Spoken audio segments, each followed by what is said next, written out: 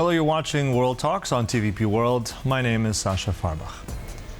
Now, Serbia and the city of Novi Sad remain at the center of international attention as student-led protests continue nearly a year after the tragic railway station collapse that claimed 16 lives. Now, to analyze the political, social repercussions of the ongoing unrest, we're joined by Aleksandar Matković from the Institute for Economic Sciences in Belgrade. Thanks so much for joining us here.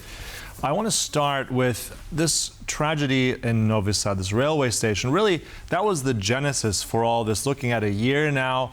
Tell us a bit where we got here, how we got here today, and really what happens next in this phase. Well, thanks for covering this issue. So basically, the state violence has entered into a spiral, which is only increasing the resistance of the people. So, as you know, 16 people have been killed in a canopy collapse that triggered all of these movements. And basically, what was appalling was how preventable it was.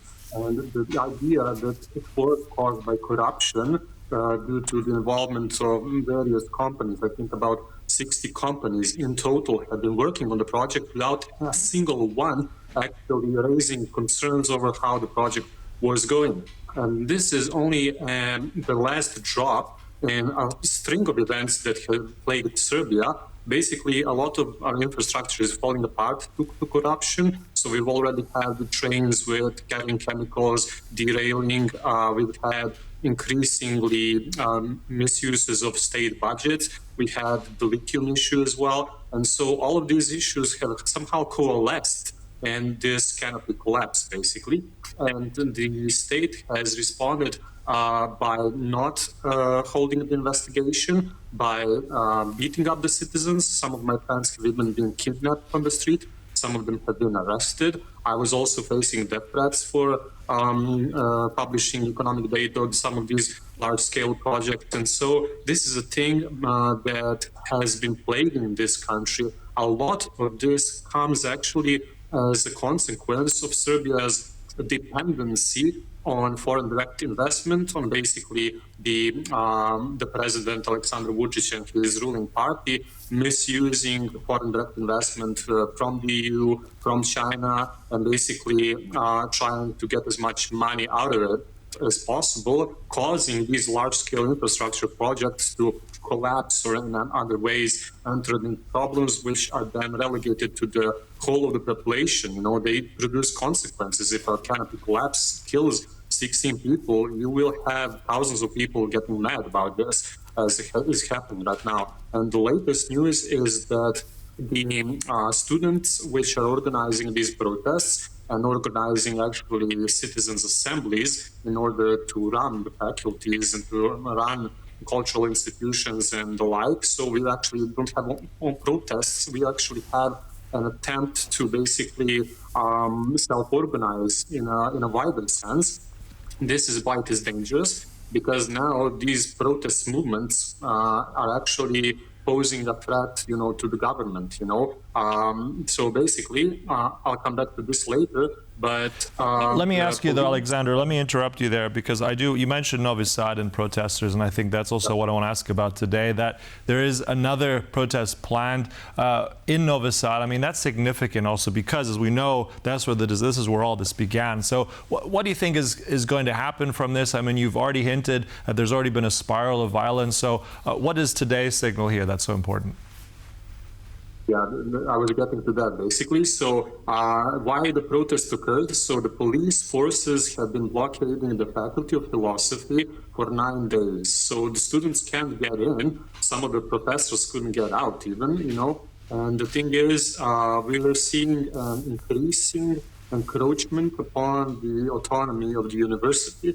This is basically the last straw that was not supposed to happen, you know. So the students, as I mentioned, they were self-organized into students' assemblies, you know. They're actually blockaded and run the faculties now, including their own educational programs. So they've been kicked out, and they've been kicked out violently. There's numerous evidence of police brutality. I think the largest, basically, police violence. The most significant one was aimed at a student called Nikolina Sinjelic. So she had her head banged against the wall. She was taken to the National Assembly, to a government building. She faced rape threats, and then had her pictures leaked online by government officials. So this is where we are at now.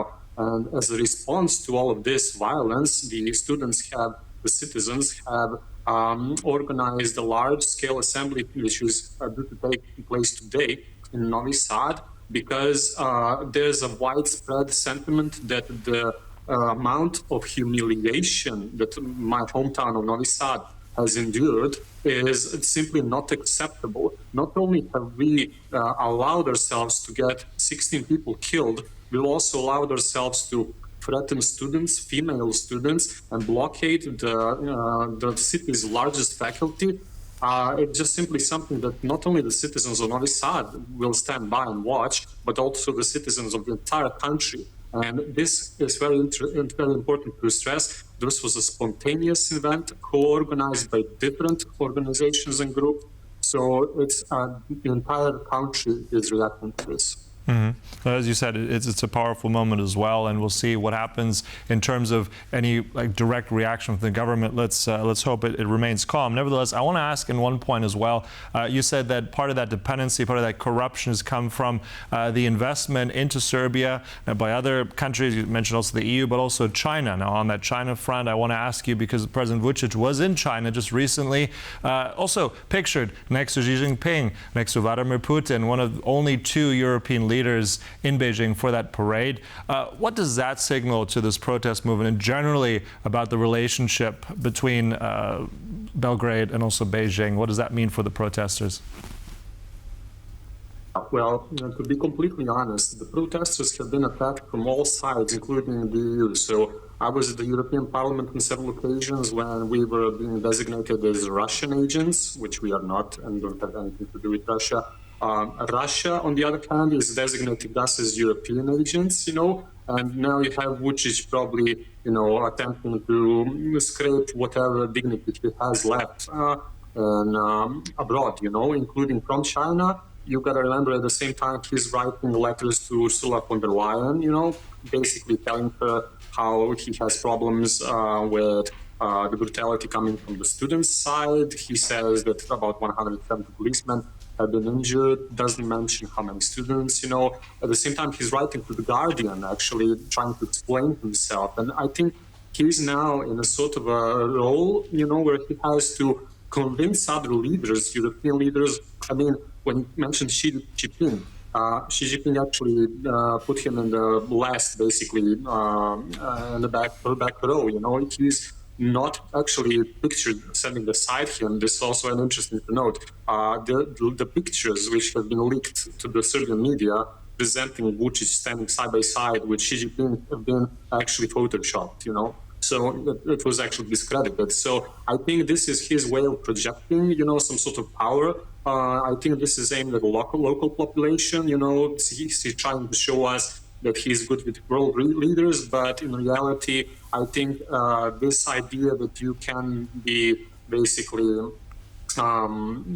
attempting to make deals with the Chinese and then the Europeans, and then, playing various superpowers one against the other, that's gotta end, basically. And I think, when I mentioned this corruption, I think 90% of the corruption is on the Serbian side, I don't think that Chinese investments, European investments come as they are with corruption, I think when I was researching Chinese investment for 5 years, and what I found is that a lot of Serbian institutions are just turning a blind eye to any sort of problems, not only with China, but also European investments. And when the canopy collapsed in Novi Sad, we've also had, for example, Hungarian companies playing a role, Bosnian companies as well. And it's just simply something that's got to change, because wherever you come from any country, it's basically the home country, the host country, Serbia, which has to, reform in order to stop the atrocities. All right, stop on that note of change and stopping the atrocities, we'll have to end it there. And look, we're going to keep following the story. But look, thanks again for sharing your insights there from Serbia on this critical issue. Really appreciate it. Thank you, Aleksandar Matković. And thank you for watching. That concludes World Talks, but there's much more coming up right here on TVP World, so don't go away. Goodbye.